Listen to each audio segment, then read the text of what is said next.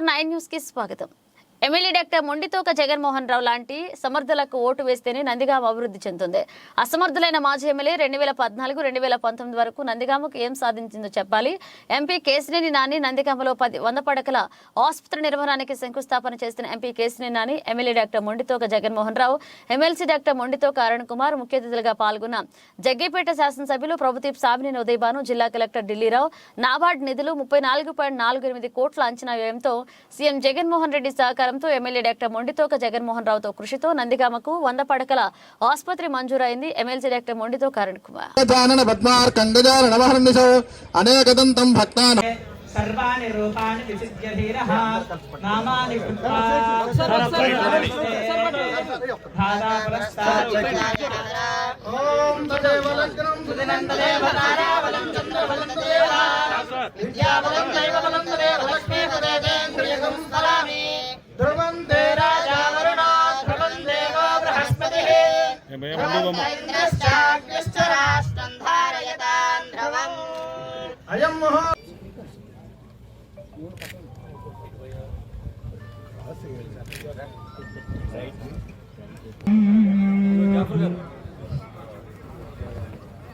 لا يصل أصحاب النار وأصحاب الجنة أصحاب الجنة ఎంత సంచలనం ఉన్నారంటే మరి చదువుకున్నారో చదువుకోలేదు. స్పెషల్ చీఫ్ సెక్రటరీ కృష్ణబాబు గారు లాంటి వారు,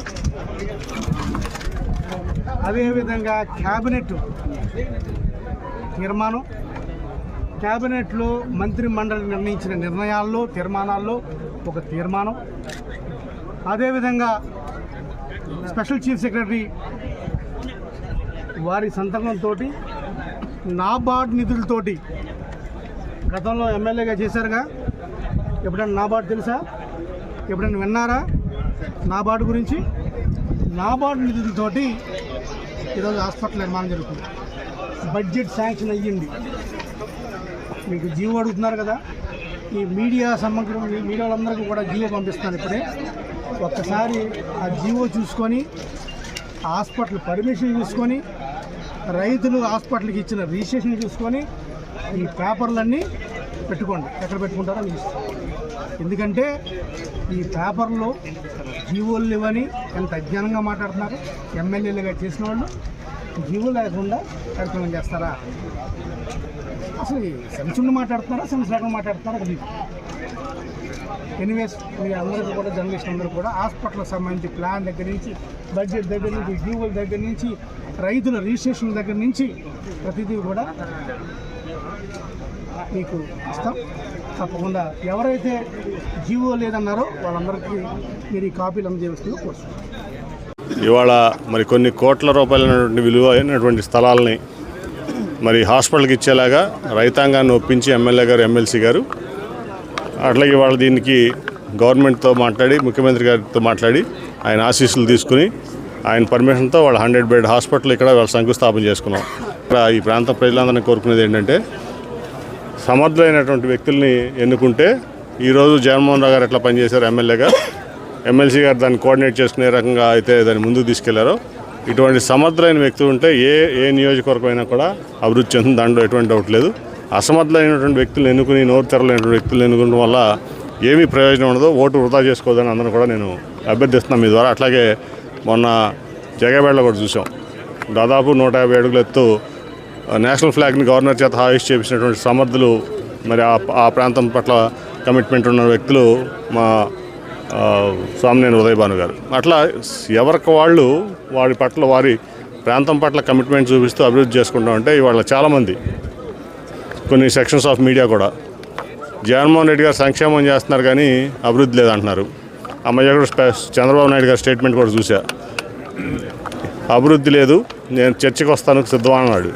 జగన్మోహన్ రెడ్డి గారు ఎందుకు నేను వస్తాను చర్చకి అని చెప్తున్నా. ఎందుకంటే నాకు తెలుసు 14 to 19 ఎంత అభివృద్ధి చేశాడు ఆయన. ఒక సెక్రటరియట్ కూడా కట్టలేని వ్యక్తి ఈ రాష్ట్రాన్ని అభివృద్ధి చేసుకున్నాడని చేశానని చెప్పడంలో చాలా హాస్యాస్పదంగా ఉంటుంది. ఇవాళ 2.5 లక్షల కోట్ల సంక్షేమం ఇవ్వడమే కాదు జగన్మోహన్ రెడ్డి గారు, ఇవాళ మొత్తం కూడా 3 రెట్లు ఎక్కువ ఏదైతే ఉందో చంద్రబాబు నాయుడు చేసిన దానికంటే 3 రెట్ల అభివృద్ధి కూడా చేశారు. దాని మీద ఏ చర్చకైనా నేను సిద్ధమని చెప్తున్నా. కాబట్టి సమర్థులైన వ్యక్తులను ఎన్నుకోవాలి, ప్రాంతం పట్ల చిత్తశుద్ధి ఉన్నటువంటి వ్యక్తులను ఎన్నుకోవాలని అభ్యర్థిస్తూ అట్లాగే ఇవాళ ఈ 100 బెడ్ హాస్పిటల్లో దాదాపు 88,000 స్క్వేర్ ఫీట్ ప్రాజెక్ట్ ఇది. 100 బెడెడ్ 88,000 స్క్వేర్ ఫీట్. ఫ్యూచర్లో చిన్న ఇంకా నిర్మాణాలు ఉంటే మొత్తం లక్ష సేఫ్టీ, 5 ఎకరాల్లో 1,00,000 సేఫ్టీ హాస్పిటల్ ఇది.